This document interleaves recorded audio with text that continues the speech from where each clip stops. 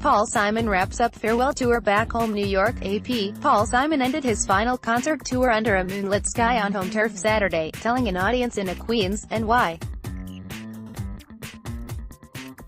Park that their cheers mean more than you can know. Simon performed at Flushing Meadows Corona Park, which he said was a 20-minute bicycle ride from where he grew up, ending the landmark night with his first big hit, The Sound of Silence.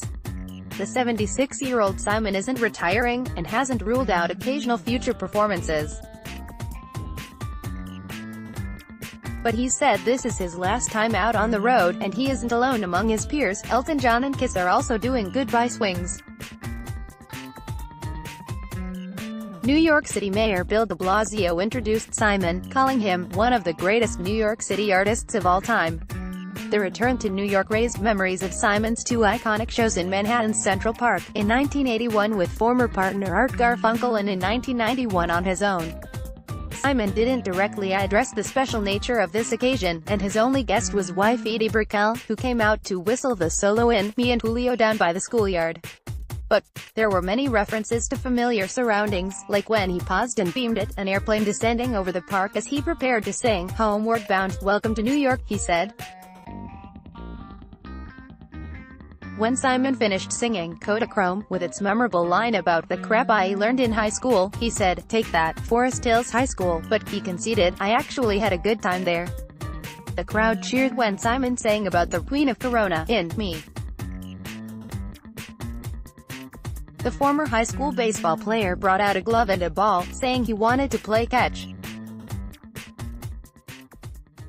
He twice threw the ball into the audience and the return throw sailed over his head. But on the third, Simon caught a perfect strike. His 26-song set spanned more than 50 years. A staple of the 1960s folk rock scene with Garfunkel, Simon explored music from around the world as a solo artist.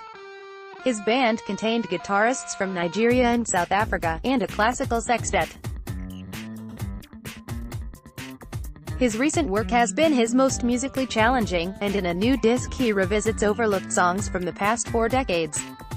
He's a Rock and Roll Hall of Fame member for both stages of his career. The only references to Garfunkel were a couple of fleeting pictures during a nostalgic montage on the video screen.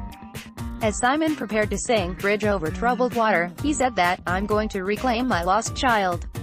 He had originally given the giant hit to Garfunkel to sing. An often dour performer, Simon has been animated and talkative during the final shows. "He seems eager for the freedom that awaits him," said Robert Hilburn, who wrote the biography, Paul Simon, A Life, that was released this spring. "The thing that strikes me is that he's been happy, relieved," Hilburn said. "There's a burden off of him." During an earlier show in Portland, Oregon, Simon playfully penalized himself for flubbing the lyrics to one song by singing an old Simon